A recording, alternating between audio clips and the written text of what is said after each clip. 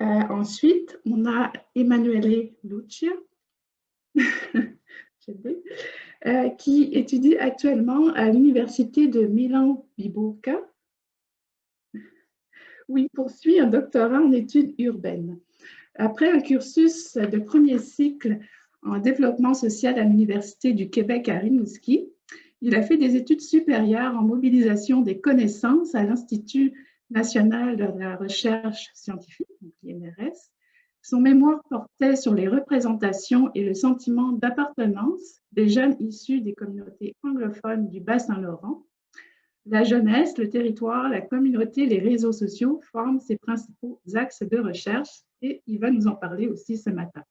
Donc, on va tout de suite passer à Emanuele qui va donc nous présenter une communication qui s'appelle Entre héritage et modernité, le cas des jeunes issus de la communauté anglophone du Bas-Saint-Laurent. Bon matin tout le monde, bonjour. D'abord, je suis très heureux d'être ici avec vous. Donc, comme Anne Robineau a dit, ce que je vous présente aujourd'hui, en gros, c'est le projet de recherche que j'ai fait lors de ma maîtrise en pratique de recherche et action publique. Un projet de recherche qui portait sur les jeunes et sur la communauté anglophone du Bas-Saint-Laurent. Rapidement, ce dont je vais vous parler aujourd'hui, je vais commencer par présenter en gros rapidement l'approche et les principaux concepts et notions mobilisés dans le projet de recherche. Présenter le contexte territorial, historique et démographique et présenter ensuite et discuter des résultats de recherche par rapport au discours des jeunes anglophones et bilingues de la région.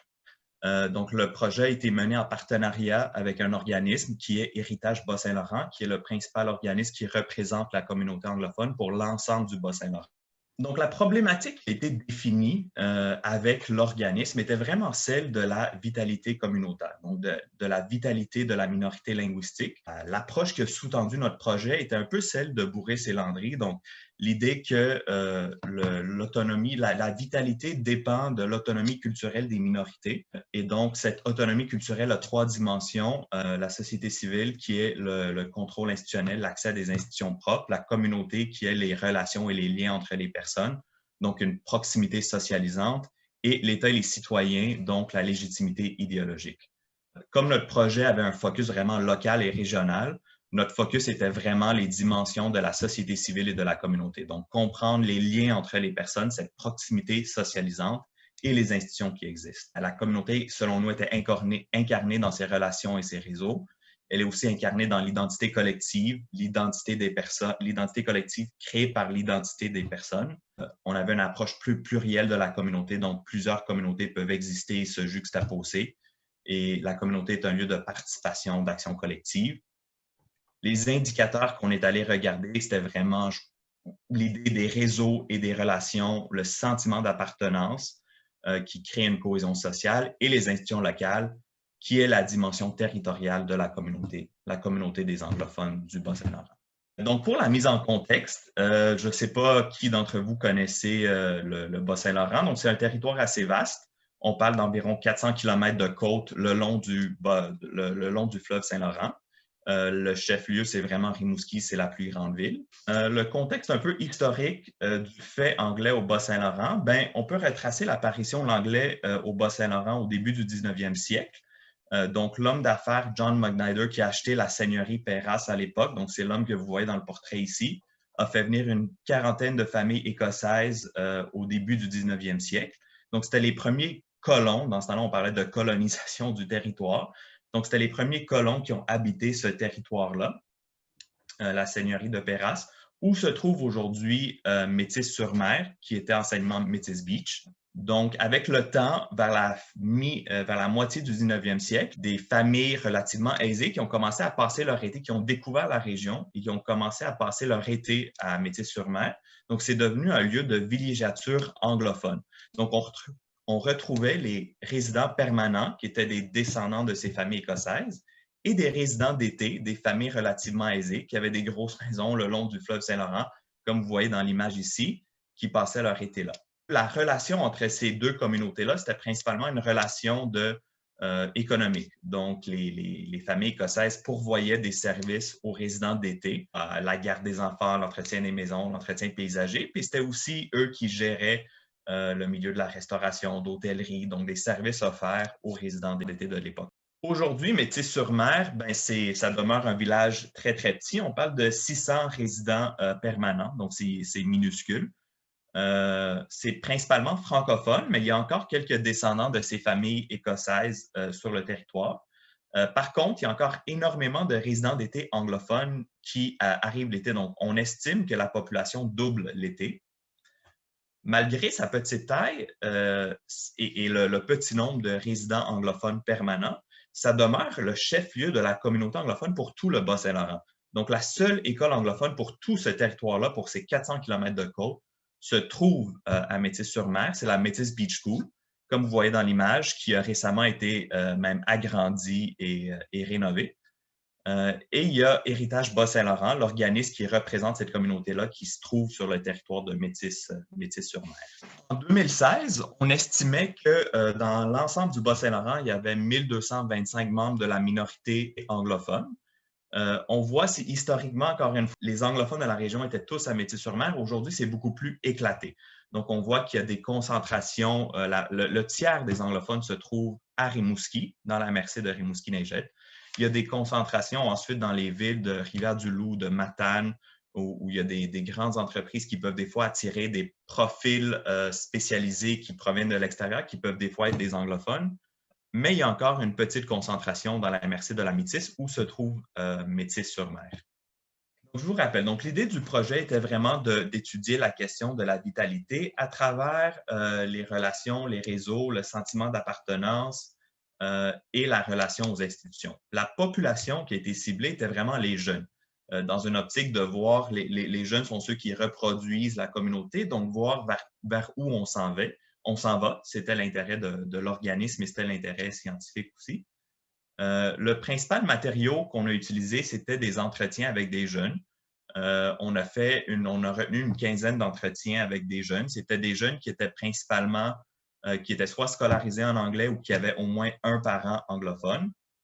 Comme vous voyez ici, il y a 13 des 15 jeunes qui ont étudié spécifiquement à la Métis Beach School. C'était notre principal lieu de recrutement pour des jeunes. Les 15 jeunes se considéraient quand même bilingues. Donc, il y avait un très fort taux de bilinguisme chez les participants. Il y avait seulement 4 des 15, il y avait seulement 4 qui avaient un ancêtre faisant partie de la communauté historique de Métis-sur-Mer. Donc, déjà, on voit que la communauté est plus éclatée que ce qu'elle pouvait l'être. Au niveau, peut-être une description un peu plus qualitative de ces jeunes-là, c'était vraiment des jeunes qui étaient principalement, qui avaient un ou deux parents qui étaient anglophones, qui ne provenaient pas de la région, mais leur parent est venu dans la région, soit parce qu'il est tombé en amour avec une personne francophone de la région ou est venu dans la région pour travailler et a fondé une famille. Donc, c'était un peu ça la composition. Et c'était des jeunes qui provenaient de partout. Donc, qui venaient de Rimouski, d'Amqui, de Matane, de Montjoly, qui des fois faisaient 1 heure de route le matin pour se rendre à l'école à Métis-sur-Mer. Donc, c'était réparti, en fait, sur le territoire. Donc, la première dimension qu'on a voulu explorer lors des entretiens, c'était cette idée-là, est-ce que ces jeunes-là reconnaissent une communauté anglophone au Bas-Saint-Laurent? Comment est-ce qu'ils la définissent, cette communauté-là, s'ils la reconnaissent? Et ce qui est quand même intéressant, donc rappelons-le, c'est des jeunes qui ont souvent un héritage anglophone, donc un parent, un grand-parent anglophone au minimum, qui vont à l'école en anglais. Et ce qui est intéressant, c'est que souvent, quand on leur demandait est-ce qu'il existe une communauté anglophone, ce qu'ils reconnaissaient, c'était cette communauté historique anglophone. Donc, ces résidents d'été-là qui continuent à venir à Métis-sur-Mer parce que c'est comme si c'était eux les légitimes anglophones. D'abord parce qu'ils étaient liés à cet héritage territorial-là, ce n'était pas des nouveaux arrivants. Et parce qu'aussi, c'était des jeunes qui étaient peut-être, c'est des personnes qui sont peut-être moins bilingues, c'est des personnes les jeunes vont les voir dans la rue l'été se promener à Métis, ils parlent anglais et c'est ça, ils occupent le territoire de Métis. Donc, c'est comme s'ils ont c'est eux les légitimes anglophones en vrai. Par contre, quand on creuse un peu, il y avait aussi tout un discours de communauté lié aux institutions anglophones et ça, c'était très intéressant aussi. Donc, l'idée que le discours ici du jeune est quand même très éloquent. Il dit, écoutez, lui, justement, c'était un jeune anglophone permanent qui habite justement à Métis-sur-Mer et qui dit, ben, il n'y a pas d'anglophones autour de moi, je suis un des seuls, à part une couple d'autres personnes, je ne sais pas si on serait considéré une communauté, mais si il y a Héritage Bas-Saint-Laurent qui existe, qui est ici, qui offre des services comme un pamphlet communautaire en anglais, ben, il doit y avoir d'autres personnes. Donc, on doit être une communauté jusqu'à un certain point. Donc, on voit, ça nous montre à comment les institutions peuvent reproduire euh, cette identité collective-là et un sentiment d'appartenance vers une communauté. Au niveau de l'identité linguistique des jeunes, pour ceux qui ont lu un peu sur les jeunes en contexte de minorité linguistique, je pense que je ne vous apprends rien. L'identité semble vraiment être quelque chose qui se situe sur un spectre. Donc, les jeunes vont être, disons, vont toujours être bilingues, mais soit un peu plus anglophones ou un peu plus francophones. Ce qui est vraiment intéressant était que quand je confrontais, donc si je confrontais des jeunes sur leur identité, donc des jeunes qui me disaient, moi, je suis principalement francophone, quand je leur demandais, ben, dans le fond, si quelqu'un te dit, ben, dans le fond, tu es francophone, tu parles français à la maison, ils disaient, oui, mais je suis bilingue, je suis un francophone bilingue. Donc, cet attachement-là à l'anglais était quand même très présent et c'était important pour eux de le définir. Donc, c'était quand même un attachement qui était important et qui existe alors. Au niveau du territoire, donc le territoire est apparu comme un élément quand même très important. Il y avait un attachement très important au territoire. Les jeunes qui étaient partis ou qui pensaient partir disaient souvent, ben, je veux absolument revenir ici ou je veux habiter dans un contexte semblable, en tout cas, donc un attachement à la ruralité ou à la régionalité. Encore plus intéressant aussi est que le territoire était une espèce de facteur unificateur, on dirait, entre les différentes communautés. Donc, il y a des communautés qui se juxtaposent sur le territoire, exemple anglophone, francophone, et le territoire semblait, ou la relation au territoire unifiait ces communautés-là. Donc, exemple, la jeune ici a dit, des fois, on pourrait sentir qu'on est différent, mais finalement, on habite le même territoire et on fait la même chose. L'hiver, on fait du skidoo, on a les mêmes pratiques. Fait qu'au fait, on est pareil. Donc, le territoire rassemble les communautés, permet une juxtaposition des communautés.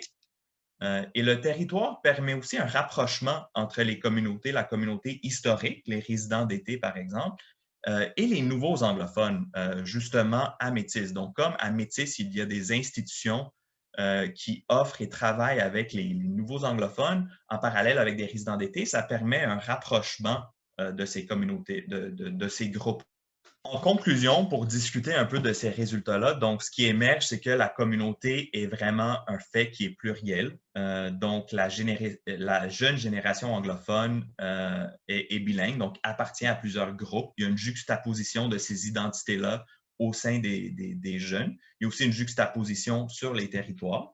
Mais comme j'ai dit, le territoire émerge vraiment comme un facteur unificateur de différentes communautés. Il y a plusieurs individus, donc la communauté anglophone du Bas-Saint-Laurent émerge vraiment comme étant un réseau. Donc, c'est des individus ou des petits groupements qui sont situés dans différentes villes, dans différents endroits. C'est des relations qui sont un peu latentes au sein, les relations sont latentes entre ces personnes-là, mais ce sont les institutions, donc Métis Beach School, Héritage Bas-Saint-Laurent, qui vont vraiment avoir le rôle d'activation de ces relations-là et de mobilisation de ces relations-là pour créer une identité collective et ainsi une communauté. Donc, les institutions ont vraiment un rôle de reproduction de la communauté et les institutions ont aussi un rôle de reproduction d'un héritage anglophone, notamment en archivant, en documentant cet héritage-là et en le partageant. Donc, exemple, les jeunes étaient presque tous au courant de l'histoire de Métis-sur-Mer parce que ça leur avait été présenté à l'école ou par l'organisme Héritage Bas-Saint-Laurent. Donc, ils étaient au courant de cette histoire-là. Ils se l'étaient approprié, même si ce n'était pas leur héritage direct. Et les institutions vont aussi créer un rapprochement en investissant le territoire de Métis-sur-Mer et en faisant en sorte que les anglophones, d'ailleurs, viennent à Métis-sur-Mer et investissent aussi ce territoire-là. Enfin, comme on a vu, la langue et le territoire sont vraiment des importants facteurs d'identification chez les jeunes. C'est des dimensions importantes de leur identité. Il y a un important sentiment d'appartenance envers le territoire. Et même si les jeunes étaient, encore une fois, majoritairement bilingues, mais il y avait un attachement à l'anglais et c'était important pour eux de toujours spécifier qu'ils étaient en partie anglophones ou en tout cas bilingues. Donc, ça résume, ce serait la fin de la présentation, quelques petites références. Et si vous avez des questions, ben, vous pouvez les poser durant la période de questions ou m'écrire directement. Merci, Emmanuel. Ça fait écho à un autre colloque qu'on avait organisé avec Lorraine et Patrick à Rimouski et on avait une présentation, en fait, c'était sur la communauté anglophone là et on avait même visité des jardins de métis. On avait fait comme une excursion dans le patrimoine anglophone, ce qu'on aurait dû faire là si on avait pu se rendre à Sherbrooke. Donc, je vais ouvrir la période de questions. Donc, Benoît, puis ensuite Gratien. Oui, merci. Merci à vous trois. Merci pour cette belle séance. Ma question est pour Emmanuel. Je trouvais fascinant cette enquête sur les jeunes anglophones du Bas-Saint-Laurent, notamment cet amalgame entre ces descendants, en tout cas ces quelques-uns qui s'identifient à ces anciennes familles qui ont peuplé la région et les nouveaux arrivants. Indépendamment là, de ce qu'ils ont livré lors des témoignages, qu'est-ce qu'on sait là, sur les 1225 anglophones de la région en termes de... Est-ce qu'on a une idée statistique de la proportion là, de ceux qui sont des nouveaux arrivants anglophones, par exemple, qui sont à Rivière-du-Loup ou à Rimouski pour le travail, versus les anciennes familles? Et ça m'amenait aussi à réfléchir à avoir un parallèle intéressant avec l'autre côté du fleuve Saint-Laurent, à la Malbaie, où là aussi, on a une tentative de peuplement de peuplement écossais encore plus tôt, là, au 18e siècle, par un autre seigneur, d'ailleurs, écossais, John Nairn. Et puis, les Écossais qui s'arrivent là, on le sait, vont plutôt se franciser en mariant des Canadiennes. Alors, bon, je m'intéressais un peu à ces questions-là plus globalement. Mais merci beaucoup de votre intervention. Merci. Merci pour la question. En fait, c'est un peu direct. On n'a aucune idée, je pense. Ce n'est pas quelque chose qui est mesuré par les statistiques formelles. Tout ce que je peux vous offrir, c'est peut-être des impressions, quelque chose d'un peu plus qualitatif, mais à ma connaissance, de ces descendants écossais-là, on parle de 3, 4 familles qui sont encore à Métis. Après ça, il y a d'autres, disons, des frères et sœurs qui habitent aussi ailleurs, qui sont peut-être partis. Et de ces 3, 4 familles, encore une fois, on parle de personnes qui, dans le temps, ont peut-être aussi marié un francophone. Donc, c'est des familles qui sont rendues exogames, qui sont très, très, très bilingues. Donc, au niveau de savoir c'est quoi la proportion, ces descendants historiques-là, écossais, c'est minime, mais c'est mon impression. C'est à partir de ce que j'ai vu, on parle de 3, 4 familles, mais il y a 1225 qui sont partout sur le territoire. Donc, c'est extrêmement minime, mais il n'y a pas de mesure formelle qui existe. Si je peux me permettre une petite relance, c'est ça, mais en parallèle, combien d'autres, effectivement, descendent de ces migrants écossais, mais ne se revendiquent plus ou n'appartiennent plus à une filiation anglo ou écossaise, mais qui, par ailleurs, peuvent avoir redécouvert cette filiation par la voie généalogique ou autre. Là. Il y a de belles pistes, je trouve. Merci. Gratien, Alain? D'abord, merci aux 3 conférenciers. C'est vraiment très intéressant à entendre et de voir qu'on se rapproche davantage du terrain plutôt que d'être au-dessus des nuages, pour ne pas dire dans les nuages, mais ça, c'est une appréciation personnelle. C'est le texte ou la présentation d'Emmanuel Lucia qui m'a questionné beaucoup. Ça m'a placé en comparaison avec les travaux de Christine Dallaire, entre autres, sur l'identité des jeunes. Et toute la grande discussion qui a cours dans les communautés de langue française sur le fait que l'identité bilingue, c'est pas possible. Cette identité bilingue-là mène nécessairement à l'assimilation. Or, ce que vous semblez présenter, c'est que ça mène à un bilinguisme réel qui constitue la nécessité pour vivre dans le milieu, mais ça ne mène pas nécessairement à une assimilation complète, c'est-à-dire à renier ses origines, à faire en sorte que en fait qu'on oublie, que ces jeunes-là oublient leur identité. En fait, ils ont une identité qui est complexe, composée, et ce que vous montrez, c'est exactement ce genre de situation-là. Et en fait, ce serait je pense intéressant de faire, d'aller voir ce que Christine Dallaire a à écrire. Elle a travaillé sur des jeunes qui participaient aux jeux de la francophonie ou à des jeux. Et voilà, c'est dans ce sens-là que je pense que j'ai écrit, que ça me rappelle plusieurs communautés. Ça me rappelle certainement les jeunes de ces communautés-là à qui on reproche, non, le terme est un peu trop fort, à qui on dit que l'identité bilingue ne peut pas exister, qui sont en train de s'assimiler. Encore une fois, merci. Oui, ben merci pour le commentaire et merci. J'avais entendu parler de cet auteur-là, en fait, je pense, à un moment donné, mais je vais peut-être aller retrouver des textes parce qu'en effet, il y a des liens à faire et c'est exactement ça mon propos, en fait. C'est que je crois que c'est possible de quand même revendiquer, en étant bilingue, de revendiquer une appartenance dans ce cas-ci, à l'anglais. Mais je veux quand même, c'est important de noter aussi ce qui est ressorti du projet, c'est l'importance des institutions. Donc, des institutions qui sont là pour appuyer ça, des institutions qui sont là pour Oui. offrir des services, pour documenter aussi un héritage, de reproduire cet héritage-là. Donc, je pense, en fait, oui, cette capacité-là de quand même continuer à s'identifier comme anglophone, ou au moins en partie, je crois, est très, très liée à ces institutions qui sont fortes sur le territoire. Merci pour les questions, les réponses de nos conférenciers. Je veux juste rappeler, la référence à Christine Dallaire m'a fait penser à ça, que aussi bien l'ISRML que le Questscreen, on a des bases de données de références bibliographiques.